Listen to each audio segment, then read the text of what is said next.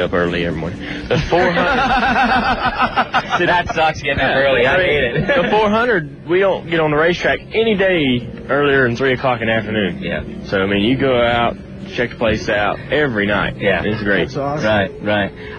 One of the guys, do you want to ask, Jeremy, do you want to ask a question? You got anything you want to ask or anything like that? Jeremy, I don't Jeremy's just in awe over here. Jeremy, there are certain guys, everybody's got a favorite racer, and I pull for there's 4 races that I always pull for. Jeremy pulls for one, you. And that's got to be, that's got to be cool. Like with driver introductions now, and it has been ever since you started. People just go, oh, crazy.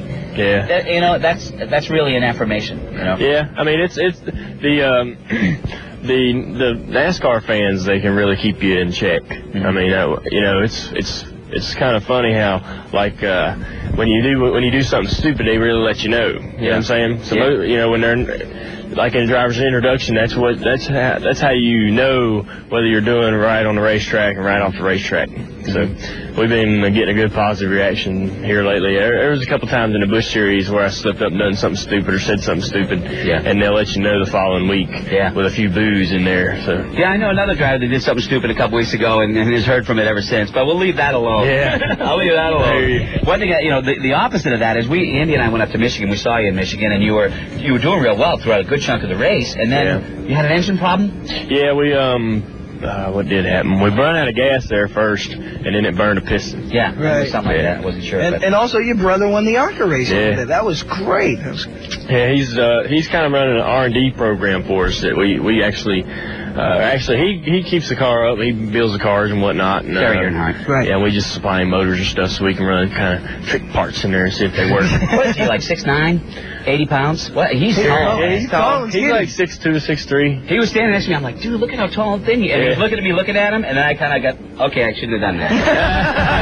Looking at him, and then he caught me looking, and I was like, oh. I didn't want to get, I felt like an idiot, like I often do, What about, I'll ask this. They were talking about, they're kicking around a couple of different rule changes, and I don't know if you heard, yesterday they were going to change the qualifying rule to 1 lap. Yeah, that's cool. That would be good with you? Yeah, that's cool. It's less work.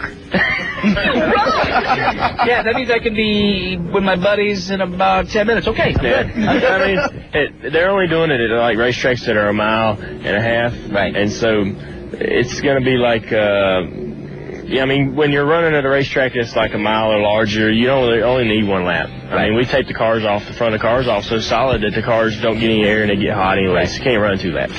So it's good. What about, the people that you meet now, of course, especially since we talked about the racing getting so big, who you met that's blowing you away? Like, oh my God, man, I'm standing next to, anybody? That you, personally, that, were thrilled with? No, not really. Other than us. Yeah, of course.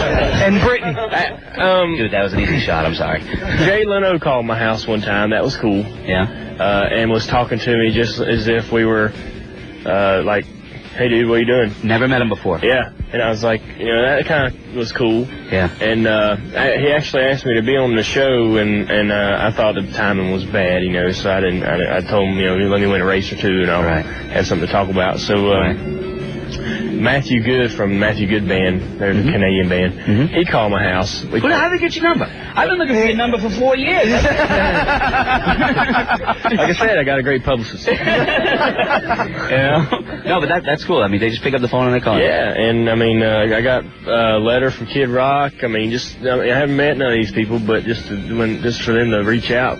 It was kind of cool. Well, I mean, like I said, everybody, of course, has been thinking about you. Now, Dave Grohl, did you send him a Budweiser guitar, an 8-car guitar? And he's used it. Yeah. That's cool. Yeah, I mean, they made guitars, and I thought, heck, this is a good link to music and racing, kind of puts together, and I'd like to give it to some guys that I think are cool. I give him one.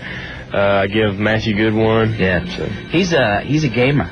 Dave Grohl, right? Yeah. He's really into video games? Yeah, I guess so. Well, I saw in your house that 4-computer console that you got, from MTV Cribs. You get your buddies and you hook up online. Do you still do that or no? Yeah. No, we still do it. What are you playing? Well, nothing's come out in a good while. But I went to the E3 show out west. That's like where they show all the greatest, newest stuff. So there's a lot of cool stuff coming out, hopefully in the fall. So they give you the demos?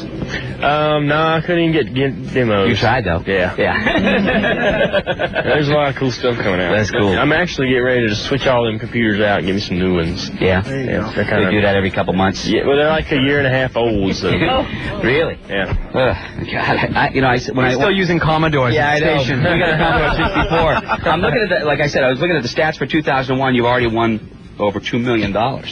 Yeah.